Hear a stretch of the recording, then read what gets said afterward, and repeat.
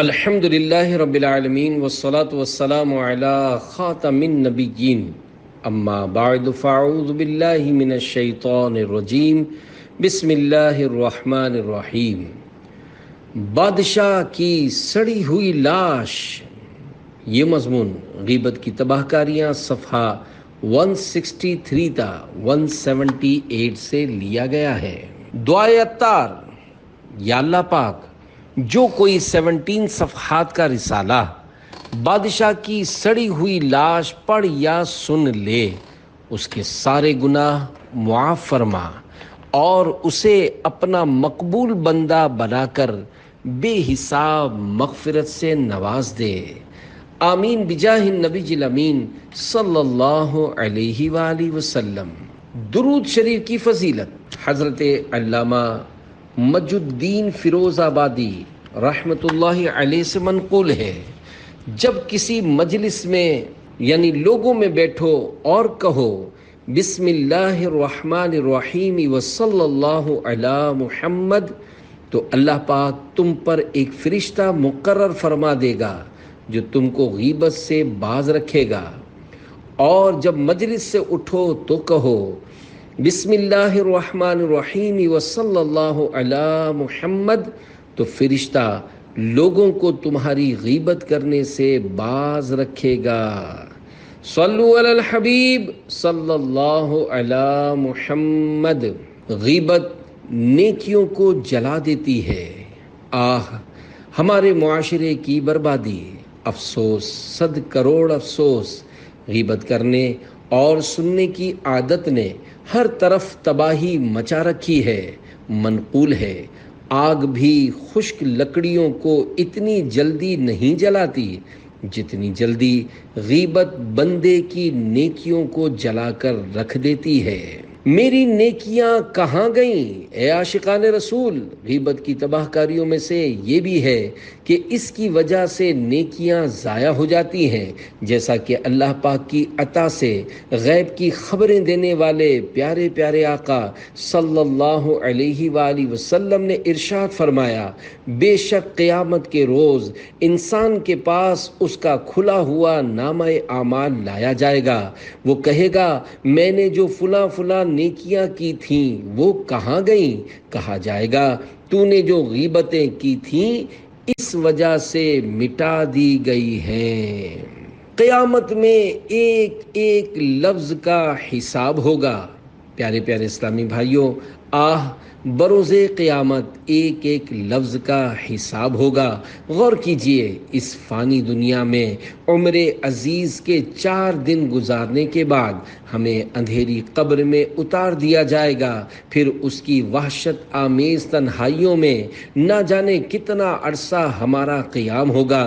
پھر جب عرصہ محشر میں حساب و کتاب کے لیے حاضری ہوگی تو اپنا ہر عمل اپنے نامہ اعمال میں لکھا ہوا دکھائی دے گا، جیسا کہ قرآن مجید فرقان حمید کے پارہ 30 سورۃ الزلزال آیت نمبر 6 تا 8 میں ارشاد ہوتا ہے، یومئذ یصدر الناس اشتاتا لیروا اعمالهم فمن يعمل مثقال ذرة خيرا يره ومن يعمل مثقال ذرة شرا يره۔ ترجمہ کنز الایمان۔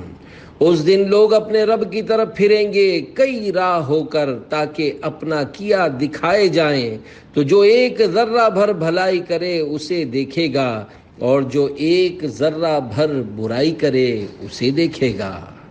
آہ اللہ قدیر کی خفیہ تدبیر ہمارے بارے میں کیا ہے؟ کچھ نہیں معلوم۔ آیا بارگاہ رب العزت سے پروانہ مغفرت جاری ہوگا یا معاذ اللہ دخول جہنم کا حکم ملے گا؟ اس کا کچھ نہیں پتا۔ نسأل العافیہ، یعنی ہم عافیت کا سوال کرتے ہیں۔ گر تو ناراض ہوا میری ہلاکت ہوگی، ہائے میں نار جہنم میں جلوں گا یا رب، عفو کر اور صدا کے لیے راضی ہو جا، گر کرم کر دے تو جنت میں رہوں گا یا رب۔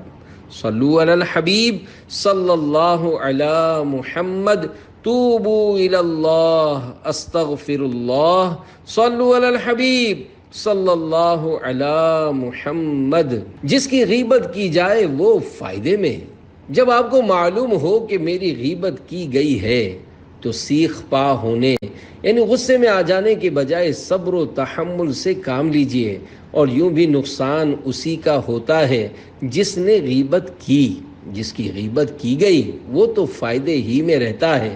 چنانچہ حضرت سیدنا ابو امامہ رضی اللہ عنہ فرماتے ہیں، بندے کو قیامت کے دن جب اس کا نامہ اعمال دیا جائے گا تو وہ اس میں ایسی نیکیاں دیکھے گا جو اس نے نہ کی ہوں گی۔ عرض کرے گا، اے میرے رب، یہ میرے لیے کہاں سے آ گئیں؟ کہا جائے گا، یہ وہ نیکیاں ہیں جو لوگوں نے تمہاری غیبت کی تھی۔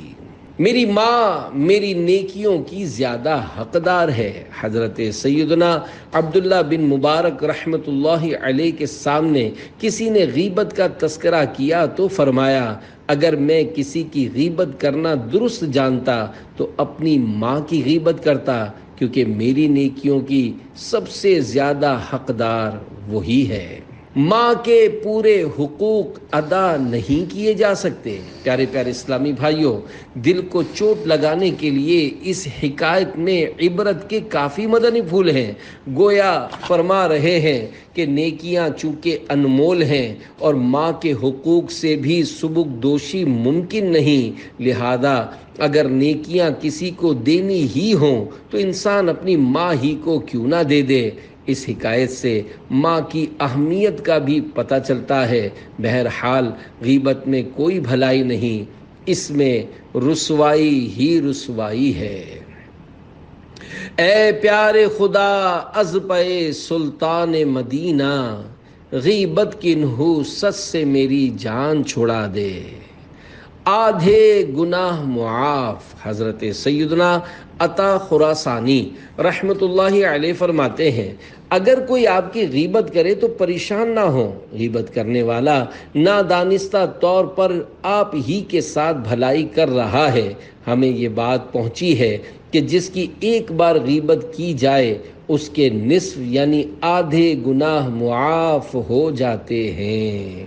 ساری رات کی عبادت اور غیبت۔ ایک بار حضرت سیدنا حاتم اصم رحمۃ اللہ علیہ کی نماز تہجد فوت ہو گئی تو زوجہ محترمہ نے آپ رحمۃ اللہ علیہ کو اس پر عار یعنی غیرت دلائی۔ آپ رحمۃ اللہ علیہ نے فرمایا، گزشتہ شب کچھ افراد ساری رات نوافل میں مصروف رہے ہیں اور صبح انہوں نے میری غیبت کی ہے، تو ان کی اس رات کی عبادت بروز قیامت میرے میزان عمل یعنی اعمال تلنے کے ترازو میں رکھ دی جائے گی۔ 100 برس کی نفلی عبادت اور ایک غیبت۔ اے عاشقان اولیاء، بزرگان دین رحمت اللہ علیہم کے فرامین میں حکمت کے بے شمار مدنی پھول ہوتے ہیں۔ مذکورہ حکایت میں غیبت کرنے والوں کو بڑے اچھوتے انداز میں چوٹ لگائی گئی ہے تاکہ وہ غیبتیں کر کے اپنی عبادتیں داؤ پر نہ لگائیں۔ اس حکایت سے یہ مدنی پھول بھی ملا کہ جو آدمی خواہ ساری رات عبادات میں گزارے مگر غیبتوں سے باز نہ آئے تو اس کی عبادات و ریاضات ان لوگوں کو دے دی جائیں گی جن کی غیبتیں اور حق تلفیاں کی ہیں۔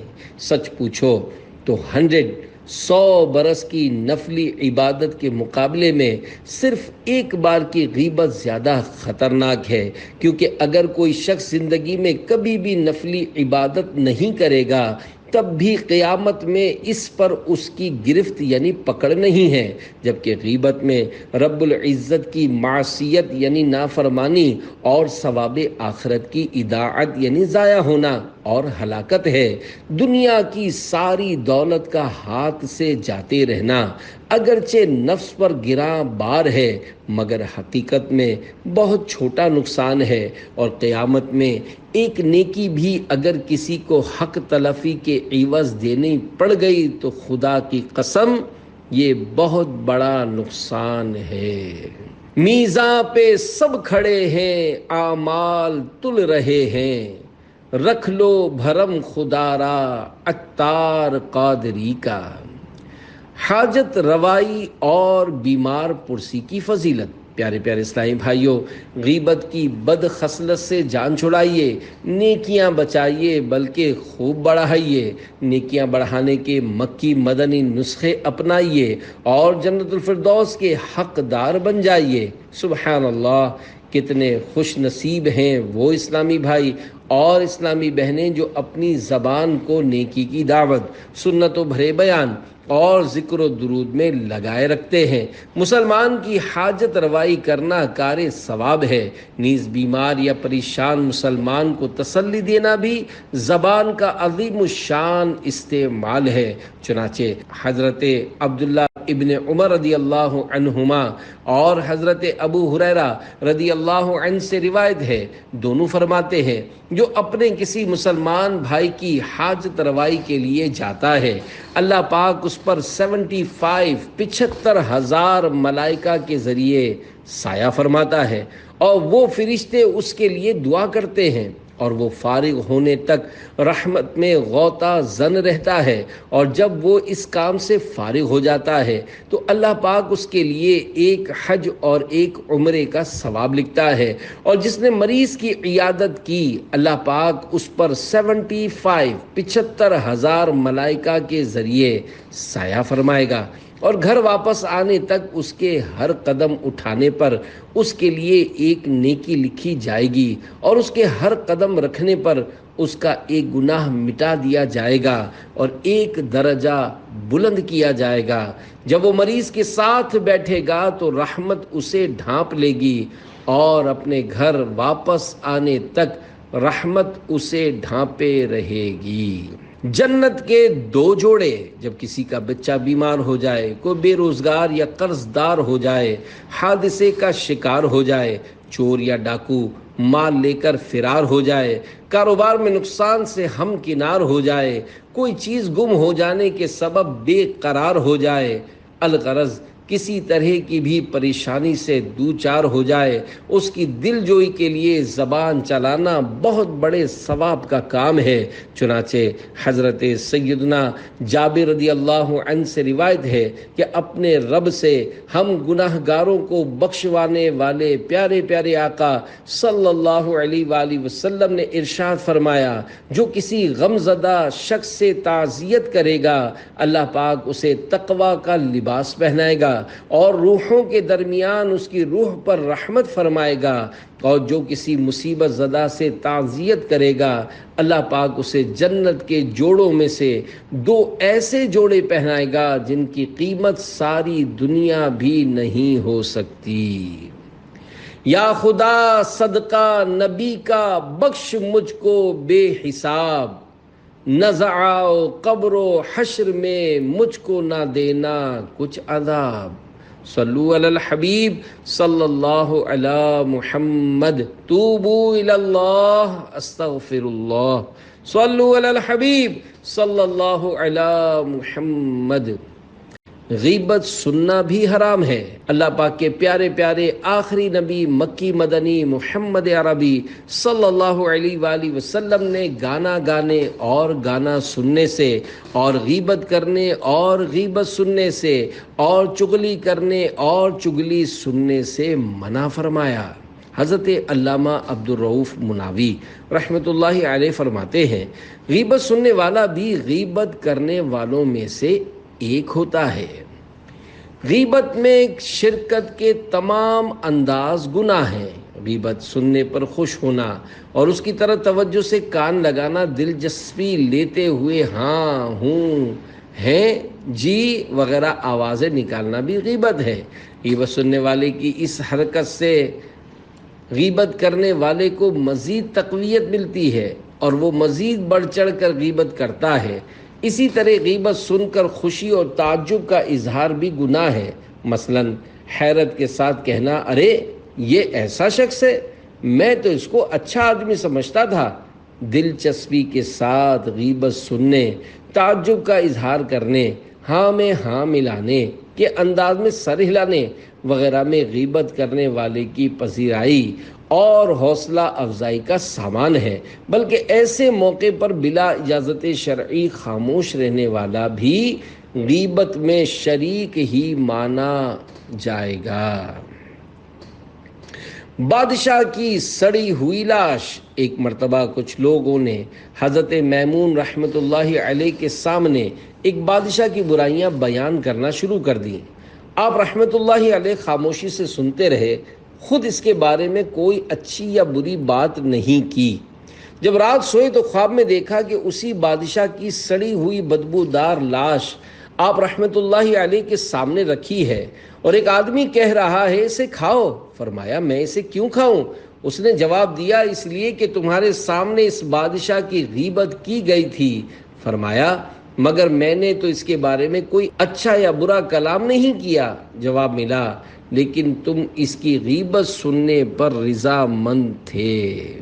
حضرت حزم رحمۃ اللہ علیہ فرماتے ہیں حضرت میمون رحمۃ اللہ علیہ خود کسی کی غیبت کرتے، نہ اپنے سامنے کسی کو غیبت کرنے دیتے، بلکہ اگر کوئی غیبت کرنے کی کوشش کرتا تو اسے منع فرما دیتے۔ اگر وہ باز آ جاتا تو ٹھیک، ورنہ آپ رحمۃ اللہ علیہ وہاں سے اٹھ کھڑے ہوتے۔ سیاسی تبصروں کی بیٹھکیں۔ اے عاشقان رسول، اس حکایت سے معلوم ہوا کہ سیاسی قائدین، ارباب اقتدار اور حکمران طبقے کی غیبت کی بھی کھلی چھوٹ نہیں۔ 100 کروڑ افسوس، آج کل شاید ہی ہماری کوئی نشست ایسی ہو جس میں کسی سیاسی لیڈر یا وزیر یا قومی یا صوبائی اسمبلی کے کسی رکن کی عزت کی دھجیاں نہ اڑائی جاتی ہوں۔ کبھی وزیر اعظم ہدف تنقید ہوتا ہے تو کبھی صدر، کبھی وزیر اعلیٰ کی شامت آتی ہے تو کبھی گورنر کی۔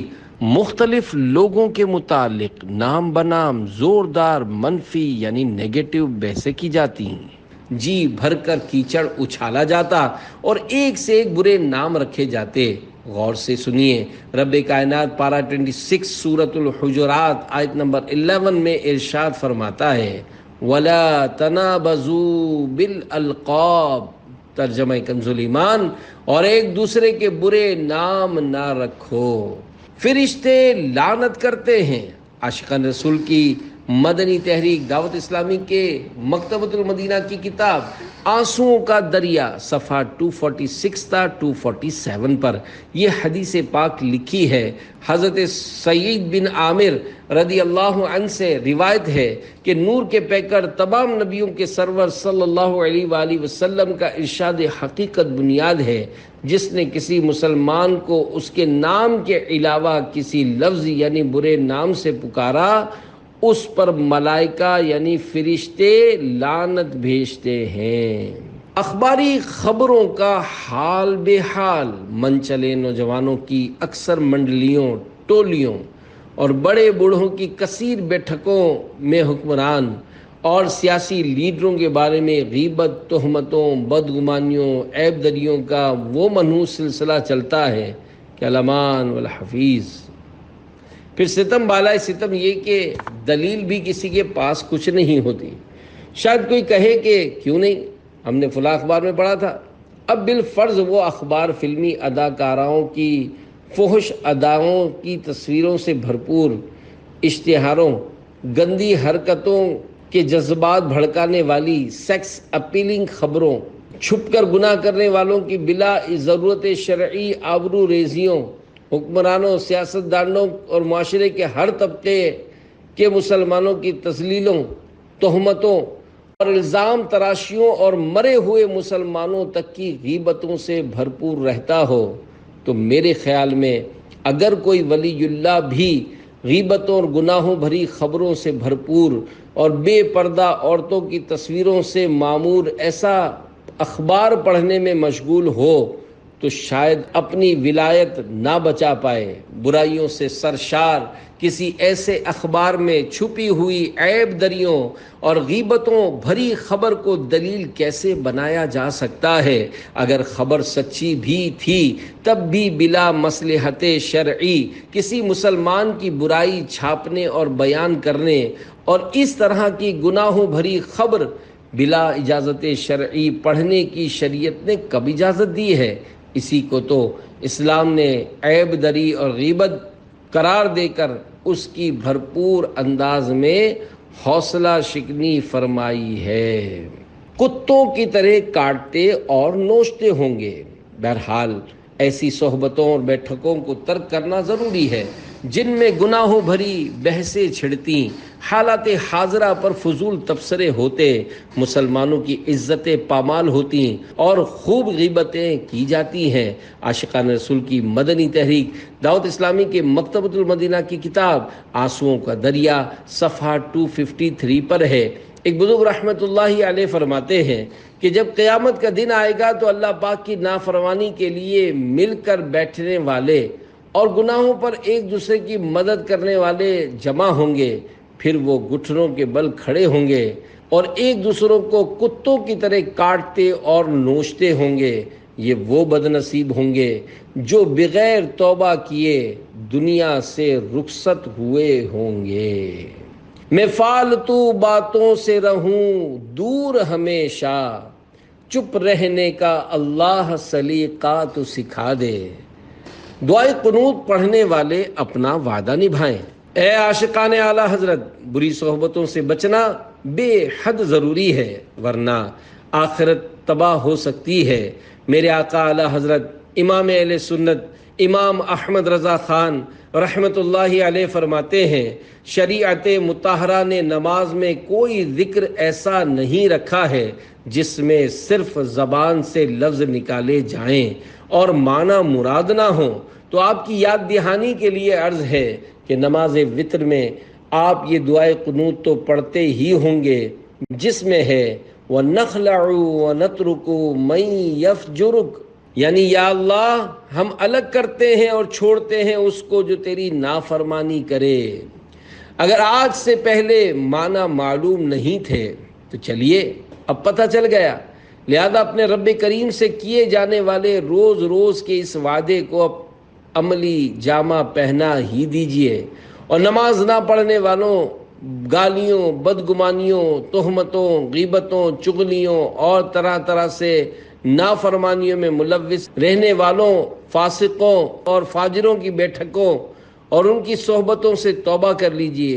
اور قرآن کریم بھی ایسوں کی صحبت سے منع فرماتا ہے، جیسا کہ پارہ 7 سورۃ الانعام آیت نمبر 68 میں ارشاد ہوتا ہے، وَإِمَّا يُنْسِيَنَّكَ الشَّيْطَانُ فَلَا تَقْعُدْ بَعْدَ الذِّكْرِ مَعَ الْقَوْمِ الظَّالِمِينَ۔ ترجمہ کنز ایمان، اور جو کہیں تجھے شیطان بھلاوے تو یاد آئے پر ظالموں کے پاس نہ بیٹھ۔ تفسیرات احمدیہ میں اس آیت مبارکہ کے تحت لکھا ہے، یہاں ظالمین سے مراد کافرین، مبتدعین یعنی گمراہ و بد دین اور فاسقین ہیں۔ نیکی کی دعوت دینے کے لیے فاسقوں کے پاس جانا جائز ہے۔ جو اسلامی بھائی متقی پرہیزگار ہو وہ یاری دوستی میں نہیں بلکہ صرف نیکی کی دعوت کی حد تک نافرمانوں اور بگڑے ہوئے لوگوں کے ساتھ بیٹھ سکتا ہے۔ چنانچہ پارہ 7 سورۃ الانعام آیت نمبر 69 میں رب العباد ارشاد فرماتا ہے، وَمَا عَلَى الَّذِينَ يَتَّقُونَ مِنْ حِسَابِهِمْ مِنْ شَيْءٍ وَلَكِنْ ذِكْرَى لَعَلَّهُمْ يَتَّقُونَ۔ ترجمہ کنز ایمان، اور پرہیزگاروں پر ان کے حساب سے کچھ نہیں، ہاں نصیحت دینا، شاید وہ باز آ جائیں۔ صدر الافاضل مولانا سید محمد نعیم الدین مراد آبادی رحمۃ اللہ علیہ خزائن العرفان میں اس آیت کریمہ کے تحت فرماتے ہیں، اس آیت سے معلوم ہوا کہ پند و نصیحت اور اظہار حق کے لیے ان کے پاس بیٹھنا جائز ہے۔ حجاج بن یوسف کی غیبت سے بھی پرہیز۔ ہمارے بزرگان دین رحمت اللہ علیہم کو غیبت کے معاملے میں اللہ کریم کا اس قدر ڈر رہتا تھا کہ جن کے ظلم و ستم کی داستانیں مشہور و معروف ہوتی ان کا بھی بلا ضرورت شرعی تذکرہ کرنے سے بچتے رہتے، جیسا کہ حضرت علامہ اسماعیل حقی رحمۃ اللہ علیہ فرماتے ہیں، حضرت امام محمد ابن سیرین رحمۃ اللہ علیہ سے عرض کی گئی، کیا بات ہے کہ آپ نے کبھی بھی حجاج بن یوسف کے بارے میں وہ لفظ نہیں بولے، یعنی اسے برا بھلا نہیں کہا؟ فرمایا، یعنی میں اللہ پاک کی خفیہ تدبیر سے ڈرتا ہوں، کہیں ایسا نہ ہو کہ قیامت کے دن اللہ پاک توحید کی برکت سے اسے تو چھوڑ دے، یعنی چونکہ وہ مسلمان تھا لہذا اس نسبت کے سبب اپنے فضل و کرم سے اسے بے حساب بخش دے، اور مجھے اس کی غیبت کرنے کی وجہ سے عذاب میں مبتلا فرما دے۔ 3 عیوب کی نحوست کی عبرتناک حکایت۔ اے عاشقان رسول، اللہ پاک بے نیاز ہے، اس کی خفیہ تدبیر کس کے بارے میں کیا ہے وہ کوئی نہیں جانتا، لہذا کوئی مسلمان خواہ کتنا ہی بڑا گناہ گار ہو، اس کے بارے میں ہم یہ نہیں کہہ سکتے کہ یہ ضرور جہنم ہی میں جائے گا۔ جب اس کی تدبیر غالب آتی ہے تو بڑے بڑوں کی وہ پکڑ ہو جاتی ہے کہ علمان والحفیظ۔ عاشقان رسول کی مدنی تحریک کے مکتبۃ المدینہ کے رسالے برے خاتمے کے اسباب 31 صفحات صفحہ 5 پر ہے، منہاج العابدین میں ہے۔ حضرت سیدنا فضیل بن عیاض رحمۃ اللہ علیہ اپنے ایک شاگرد کی نزع کے وقت تشریف لائے اور اس کے پاس بیٹھ کر سورہ یاسین شریف پڑھنے لگے تو شاگرد نے کہا سورہ یاسین پڑھنا بند کر دو۔ پھر آپ رحمۃ اللہ علیہ نے اسے کلمہ شریف کی تلقین فرمائی۔ مرنے والے کو یہ نہ کہا جائے کہ کلمہ پڑھ، بلکہ تلقین کا صحیح طریقہ یہ ہے کہ سکرات والے کے پاس بلند آواز سے کلمہ شریف کا ورد کیا جائے تاکہ اسے بھی یاد آ جائے۔ وہ بولا، میں ہرگز یہ کلمہ نہیں پڑھوں گا، میں اس سے بیزار ہوں۔ بس انہی الفاظ پر اس کی موت واقع ہو گئی۔ حضرت فضیل رحمۃ اللہ علیہ کو اپنے شاگرد کے برے خاتمے کا سخت صدمہ ہوا۔ 40 روز تک اپنے گھر میں بیٹھے روتے رہے۔ 40 دن کے بعد آپ رحمۃ اللہ علیہ نے خواب میں دیکھا کہ فرشتے اس شاگرد کو جہنم میں گھسیٹ رہے ہیں۔ آپ رحمۃ اللہ علیہ نے اس سے پوچھا، کس سبب سے اللہ پاک نے تیری معرفت سلب فرما لی؟ میرے شاگردوں میں تیرا مقام تو بہت اونچا تھا۔ اس نے جواب دیا، 3 عیوب کے سبب: نمبر 1 چغلی، نمبر 2 حسد، نمبر 3 شراب نوشی۔ ایک بیماری سے شفا پانے کی غرض سے طبیب کے مشورے پر ہر سال شراب کا 1 گلاس پیتا تھا۔ نزاع میں کفر بکنے کا شرعی مسئلہ۔ پیارے پیارے اسلامی بھائیوں، خوف خدا سے لرز اٹھیے اور گھبرا کر اپنے معبود برحق کو راضی کرنے کے لیے اس کی بارگاہ بے کس پناہ میں جھک جائیے۔ چغلی، حسد اور شراب نوشی کے سبب ولی کامل کا شاگرد کفریہ کلمات بول کر مرا۔ یہاں ایک ضروری مسئلہ سمجھ لیجئے۔ چنانچہ صدر الشریعہ بدر الطریقہ حضرت علامہ مولانا مفتی محمد امجد علی اعظمی رحمۃ اللہ علیہ فرماتے ہیں، مرتے وقت معاذ اللہ اس کی زبان سے کلمہ کفر نکلا تو کفر کا حکم نہ دیں گے کہ ممکن ہے موت کی سختی میں عقل جاتی رہی ہو اور بے ہوشی میں یہ کلمہ نکل گیا۔ اکثر خطائیں زبان سے ہوتی ہیں۔ پیارے اسلامی بھائیوں، واقعی غلط چلنے والی زبان انسان کو بہت پریشان کرتی ہے۔ انسان اسی زبان سے گالیاں نکال کر، جھوٹ بول کر، غیبتیں کر کے، چغلیاں کھا کر اپنی آخرت کو داؤ پر لگاتا ہے۔ اس زبان کی آفتوں سے اللہ پاک کی پناہ۔ مشہور صحابی حضرت عبداللہ بن مسعود رضی اللہ عنہ سے روایت ہے کہ حضور اکرم صلی اللہ علیہ وآلہ وسلم نے ارشاد فرمایا، انسان کی اکثر خطائیں اس کی زبان سے ہوتی ہیں۔ روزانہ صبح و آدھا زبان کی خوشامد کرتے ہیں۔ حضرت ابو سعید خدری رضی اللہ عنہ سے روایت ہے، جب انسان صبح کرتا ہے تو اس کے تمام اعضاء زبان کے سامنے عاجزانہ یہ کہتے ہیں کہ ہمارے بارے میں اللہ پاک سے ڈر، کیونکہ ہم تجھ سے ہی وابستہ ہیں۔ اگر تو سیدھی رہے گی تو ہم سیدھے رہیں گے، اور اگر تو ٹیڑھی ہو گئی تو ہم بھی ٹیڑھے ہوں۔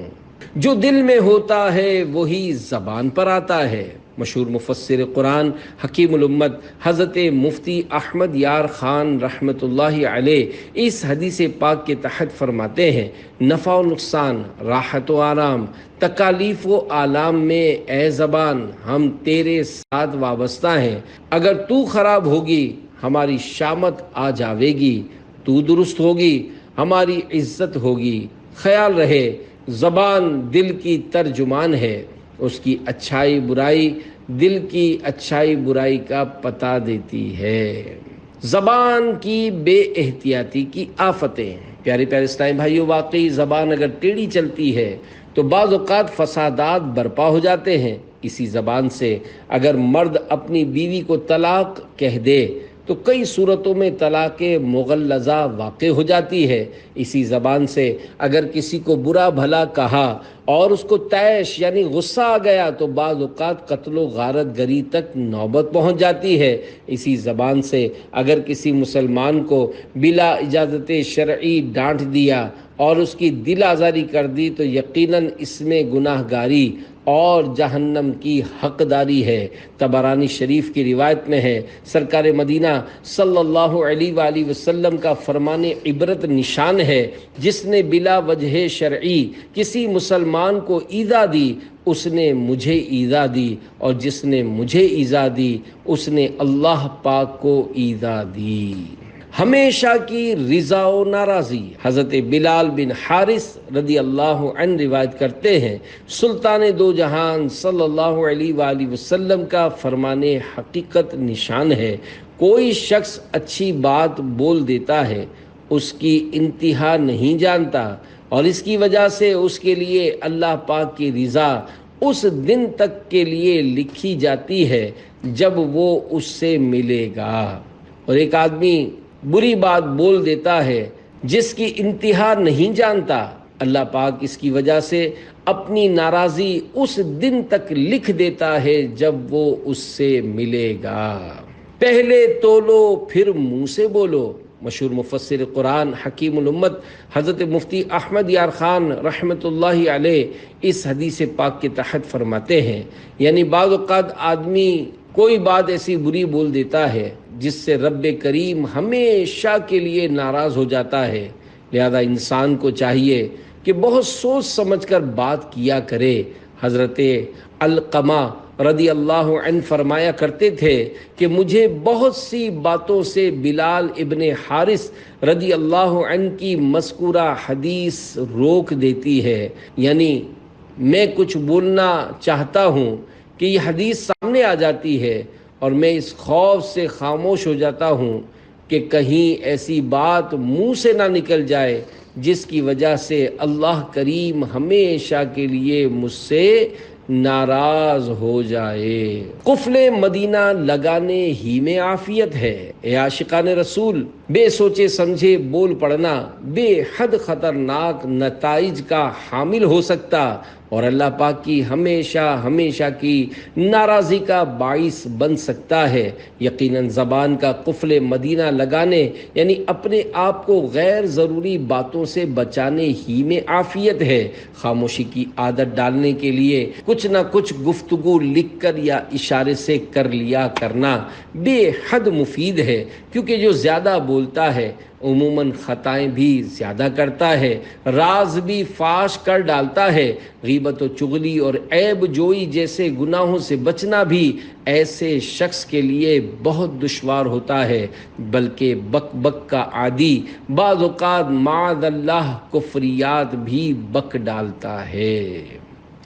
دل کی سختی کا انجام، اللہ الرحمن ہم پر رحم فرمائے اور ہماری زبان کو لگام نصیب کرے کہ یہ ذکر اللہ سے غافل رہ کر فضول بول بول کر دل کو بھی سخت کر دیتی ہے۔ اللہ غنی کے پیارے نبی مکی مدنی صلی اللہ علیہ وآلہ وسلم کا فرمان عبرت نشان ہے، فحش گوئی سخت دلی سے ہے اور سخت دلی آگ میں سے ہے۔ بک بک کی عادت کفر میں ڈال سکتی ہے۔ مشہور مفسر قرآن حکیم الامت حضرت مفتی احمد یار خان رحمۃ اللہ علیہ اس حدیث پاک کے تحت فرماتے ہیں، یعنی جو شخص زبان کا بے باک ہو کہ ہر بری بھلی بات بے دھڑک منہ سے نکال دے، تو سمجھ لو کہ اس کا دل سخت ہے، اس میں حیا نہیں۔ سختی وہ درخت ہے جس کی جڑ انسان کے دل میں ہے اور اس کی شاخ دوزخ میں۔ ایسے بے دھڑک انسان کا انجام یہ ہوتا ہے کہ وہ اللہ رسول کی بارگاہ میں بھی بے ادب ہو کر کافر ہو جاتا ہے۔